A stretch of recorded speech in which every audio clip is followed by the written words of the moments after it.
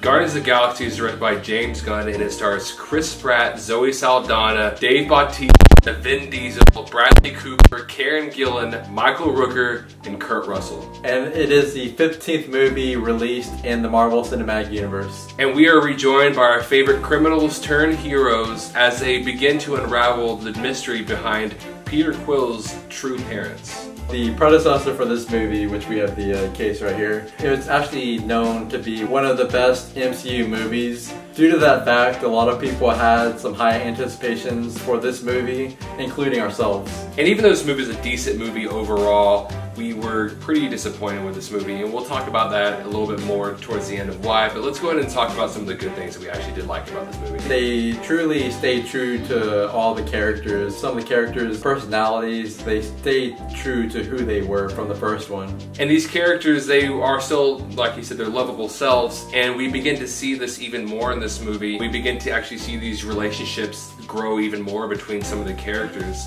And it was really nice to see that because in the first one we had like this nice little introduction to the characters and we actually got to see these relationships begin to blossom, but in this one we actually see them fully grow. And the two MVPs for this movie, for me at least, were Groot and Rocket. Every scene that they're in I pretty much loved. I didn't really have a problem with the scenes that they're in. And another really big thing that the first one had going for it as well was the fact that this movie looks like really beautiful. It's a really visually appealing movie. The CGI is very well done. And in fact, one of the planets that they go to is the biggest visual effect ever made in a movie. Really a big strong point for this movie, I'm gonna go and say, is probably the beginning of the movie and the end of the movie. The beginning of the movie did really well with the humor, especially the very beginning of it.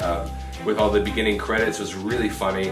And then the end of the movie, I'm gonna say maybe the last 30-40 minutes, somewhere around there, was really well done with the characters, and as I said a while ago, the character relationships. A big part of that takes place in the last part of it. Begin to have these characters like Rocket Raccoon or all these other different characters that begin to actually figure out who they themselves are. And as well, the end was also probably the most entertaining and most exciting part of the movie. One of the biggest downsides to the movie for me was the middle section. It sort of like bogged down like really bad.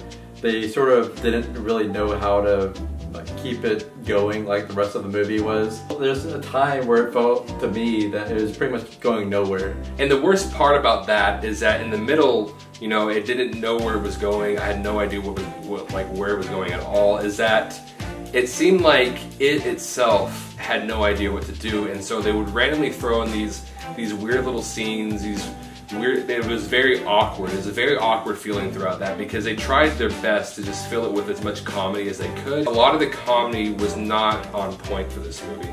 In the first one, the comedy was great, but in this one, there were still some pretty funny moments, especially in the beginning, and all throughout there were some pretty funny moments, but you know, all through it all, there was quite a bit of jokes that I either did not laugh at, you know, or I like barely laughed or just kind of cringed in general. Now, most of the characters in this movie were pretty well done, but there are a few characters that I just did not like, and one of the main characters that they really didn't do well with was Sylvester Stallone's character. He was barely in this movie, which is fine, but they didn't really show me who he was. I don't know who this character was. I didn't care about him. They never told me anything about him. So he was kind of a confusing character to just throw in there. Maybe he'll have a bigger role in future movies, but in this movie he didn't really have any impact at all. Another character that I didn't really like in this movie was Mantis. I know that they were trying to go for her to be an awkward character, but just the acting and just the direction that they went with the character, it didn't really fit. And there's a lot of really awkward sequences in this movie. There's a lot of weird scenes, some scenes that are illogical, they don't make any sense, and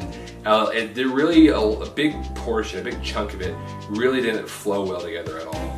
They tried almost too hard to throw as many 80s references as they could. In the first one, they had the right amount. They just sprinkled these references here and there in the movie, but this one, almost every scene had an 80s reference to it, like Cheers or David Hasselhoff or just all these random references, and just sort of got tired. And another thing about those references, they have a lot of songs in this movie, and they're pretty good songs, and at times they feel good. They feel like they're in the right place. They feel like they're put in the right spot. But there's other times whenever the songs, I feel like there's other times where it feels kind of awkward and it feels kind of tiring because there's so many songs in this movie. And it feels like there's songs all throughout it and they don't always feel in the right place. And the first one, and I keep on saying the first one, I'm not comparing the movies, I'm just bringing up things the first one did correctly and then bringing up what this movie did wrong. And in the music in the first one, they really used it slightly sparingly. And even though there was times whenever they used it a little bit, it fit in really well. And I know Peter Quill left Earth in the 80s, and he brings that culture with him to when he goes to space. But at the same time, all the references were a little too much. And in this movie, there's a race of people called the Sovereign. And really, it made sense why they were at the beginning of the movie, but the rest of the movie, they're a little shoehorned into it because of a random decision that one of the characters made at the beginning of the movie. And they're only really there just to add conflict. And another thing about those characters, which didn't seem like it was going to happen from the beginning, the way they presented themselves, and I felt like it shouldn't have happened, was those characters I felt like had too many comedic lines. And they were actually like, it seemed like they were purposefully comedic lines or purposely comedic scenes that were just, they didn't feel right. So overall guys, it was a decent movie. It was very disappointing. It had tons of flaws. But you know, it's okay. You know, so if you want to go ahead and go and see it, it's harmless. It's tons of fun. So go out and go see it. So I'm gonna go ahead and give Guardians of the Galaxy Volume 2 a B-. Yeah, this movie is not a bad movie, but it's not a good movie either. It's definitely enjoyable, so if you like the first one, you can definitely go see this one. Just know that it's not going to be that great of a movie. So I'm going to give Guardians of the Galaxy Volume 2 a C+. And before we end this video, we want to go ahead and bring up this book that we had a privilege of reading. It's called The Films of Sam Mendes, and it's written by Michael Joles. And in this book, you know, if you're like us who very much love film, very much like to go deep into film and not just watch film as an entertainment but more of an art form, then you'll love this book. You know, it goes over, you know, the different themes, the different morals that go on in several of Sam Mendes' movies. And the cool thing about this book is it takes the average American reading speed and tells you how long it will take to read each chapter, and altogether it should take under 1 hour based on the average American reading speed.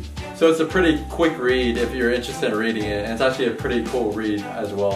And if you are interested in reading this book and purchasing it, I'll put a link in the description below on where you can actually buy this book. Well guys, don't forget to like, share, and subscribe. Also comment below, let us know what you thought about this movie when you see it, whether or not you agree with us. And don't forget to follow us on social media. We have Facebook, Instagram, and Twitter, all at 2awesomemen. And as always, thank you so much for watching, and you will see us later.